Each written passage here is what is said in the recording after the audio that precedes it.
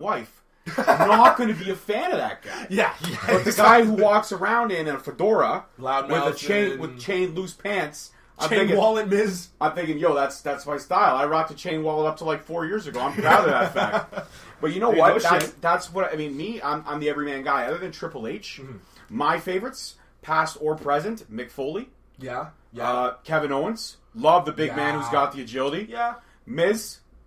Also, I'm a very, very big fan of Marty Scurll. Marty Scurll, not built like a brick house. I love him.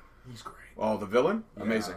And I'm a Gargano guy. He's not a six-pack type of dude. Yeah, okay, he's got still a fantastic body. He's got the fantastic body. I mean, I love Ricochet, but again, not built like a brick house. He's toned, but he's not built. I was going to say, it's the difference. And Aleister Black. Aleister Black, skinny as you are. Yeah? But well, no. Do not discredit him, dude. Well, I'm not discrediting him. I'm just saying. Dude's much more built than me. I'm just saying, like, you know what I mean? He's got that tall... lanky profile. He does have a lanky profile. But he can literally go in and tear. And make you believe in him. I just got my Aleister Black shirt just came in the mail. Oh, nice. $15 on Amazon. Authentic. Huh. Check That's it out. a deal. Check it out. Amazon, $15. I got it. Just came in today. Shill. Seamless promotion. That's what we do. We shit on the WWE, but we promote the network. We promote the hell out of them. But you know what? So looking at that and looking at where you could be, so the Intercontinental title would be kind of your end game. That would be where you would want to go. Obviously not end game. I think you would be foolish to not be like, I'm going for the top title in my promotion, and that's what I want. I always say that, like, at this point in my career, I'm not at a point in my career where I go, I would turn down Impact. Like, I've heard guys who are like, I wouldn't work for Impact. I'm like, you're an idiot.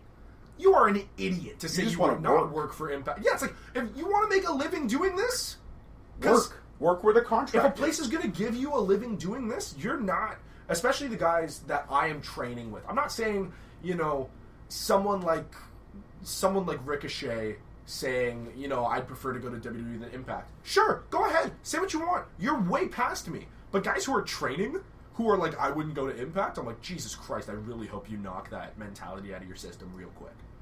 Because for me, like, I've had people be like, would you go to New Japan if New Japan offered you a contract? Hell yes! That's not a question. Actually, New Japan would be the place where you have the most freedom in terms of what you can do storyline in the ring. I mean, look at that barn burner. Look at Alpha vs. Omega 1. I mean, the ability and the story that they told and how far they were able to stretch it. Like, they literally went almost all over that main arena floor. Yeah. And they tore the house down. For me, I take the very Rip Rogers approach to things. I love Rip Rogers. I don't agree with him on everything, but I love him because of how freaking honest he is. I hate Cornette, and if I ever meet him, I'll punch him in the face, but sometimes he says relevant shit. Cornette and my coach are not fans of each other. But that's a whole different story. He's already done countless podcast appearances about that. But the Rip Rogers approach to things was, you can say whatever you want. You can think wrestling is whatever it is. When somebody puts a paycheck in your hand, you go, thank you, sir. You continue doing your work. So if WWE hired me and gave me basically the Heath Slater or the Kurt Hawkins position, I'd be like, thank you very much, sir. I will collect my, high 5 to low 6 or more figure paycheck yearly. Thank you. I'll take it. I'll do it. Like, would you find yourself complacent with a character role like that? I don't care. Let's talk about Kurt Hawkins for a second. I don't care. I'm here to make money. Okay. I'm here to make money. That's a fair assessment. Like, I love this business, and would there be a point where I fall out of love with doing something like that? Possibly. I can't tell the future, but if you hand me that contract, I'm taking it.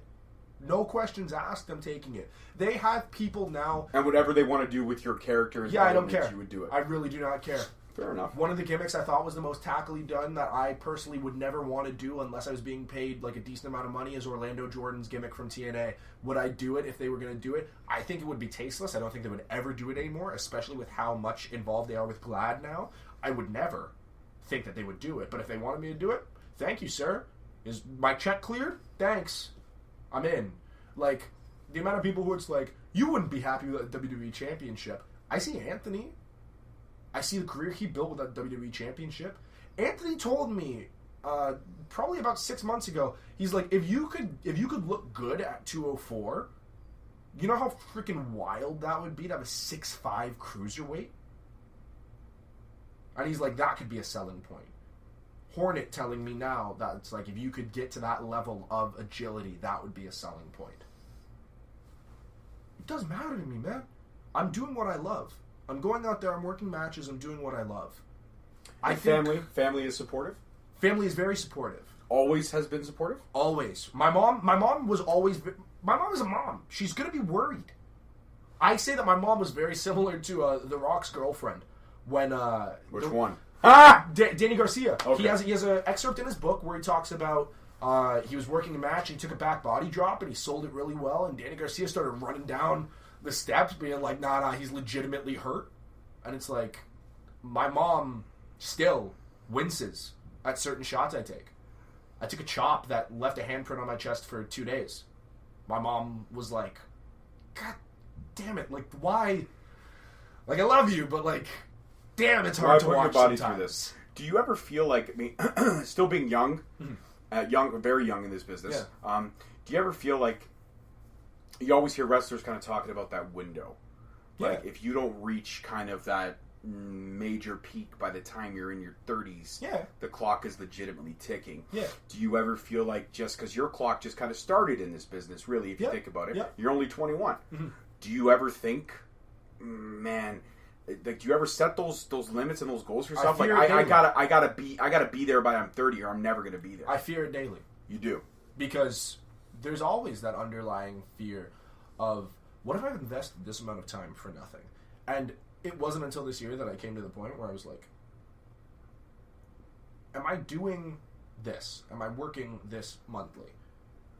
Going, saying to myself before every show, if I don't make it to WWE, I'm going to be pretty pissed. Not really. I love this.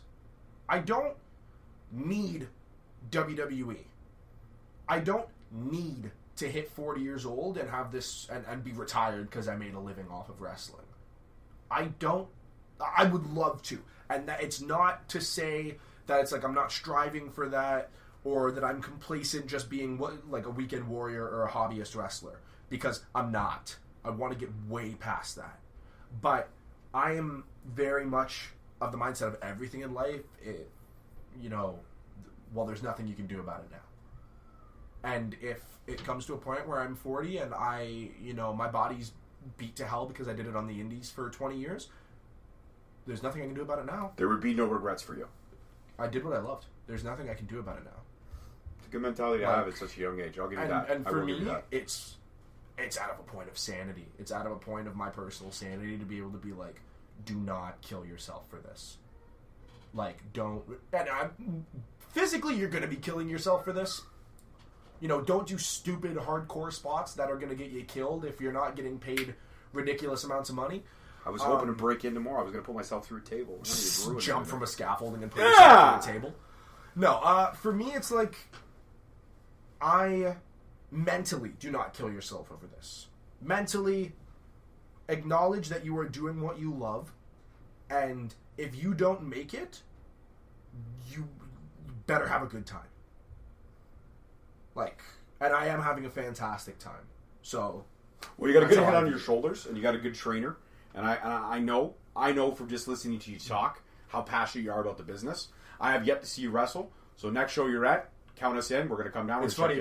My next show is tomorrow. My next show is tomorrow, tomorrow. Saturday, February 16th. I don't know when the March one is yet. Okay. But the March one, I will definitely let you know. Let us know. We'd like to come and check you out. But there's always one thing we do. Another two other questions we'll do, and then we'll wrap it up. Yep. One other question was, no matter what organization, if you got a chance to run a promo, to run a whole storyline with any wrestler in this business, either past or present, who would you like to run with? We're talking full promo package up to a match. Doesn't have to be for a title, can be any wrestler right now you'd love to work with if you could, past or present. So I have to take both into account, crap, the matchability and the promo. Because there are people that I think are fantastic promo that I wouldn't... I'd love to work with. Get out of your head a little bit, Sway. Go with what your heart's feeling. Oh, God. One guy you want to just get in there and tear it up with. There's two and they're polar opposites, and it's really funny. Do it up. Kofi Kingston and Roddy Piper. Tell me. Kofi Kingston, I think, is as one of the most underrated wrestlers of all time. I agree with you. I popped when he got put in the chamber. I think that he is just phenomenal.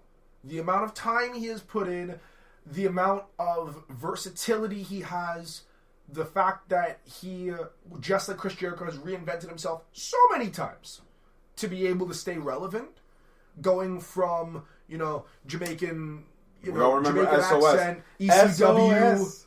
I hear them calling. Going to, them still having a Jamaican theme, but billing in from Ghana, West Africa, having sort of an ambiguous, I don't know what I'm doing, tag team with CM Punk, tag team with Evan Bourne. All the stuff he did eventually to coming to the New Day and having them, despite not being in the title picture sometimes, despite horrendous segments, the Old Day segment, I hated it. Despite stuff like that, staying so relevant and so over, I think he's phenomenal. I think he's a fantastic worker. I would be honored to work with him. He's one of my inspirations. What would the match be? Would it be a classic match or would it be a stipulation?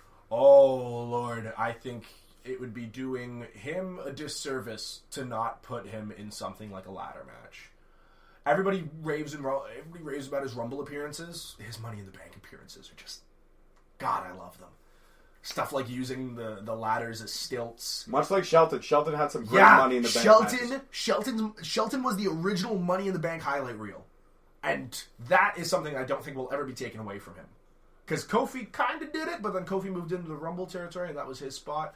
The only person I actually think who would take that away from Shelton is Kalisto.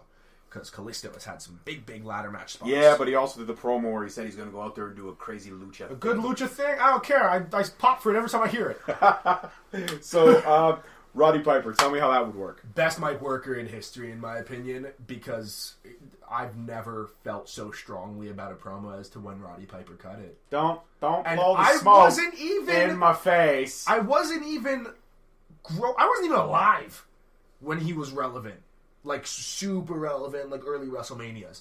But, like, seeing stuff like... But go back and watch him and Snook, him and Steamboat. Yeah, watch those matches. I've watched it. And he's phenomenal. Going back and then also, even in the times that I was watching wrestling pretty heavy, I wish that I was working more in wrestling when I saw it live, his promo that he made to Chris Jericho. About, it's like...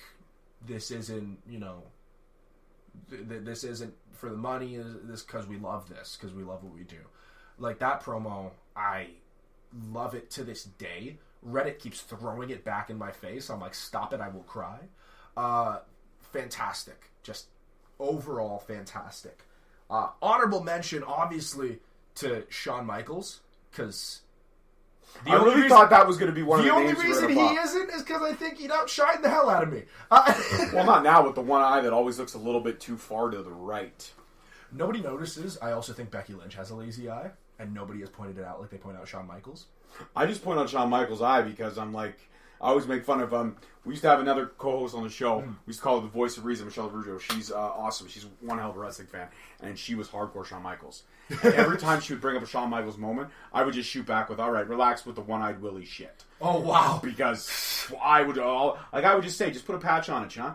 I'd rather not watch your eye move 15 different ways while you sit there and tell me.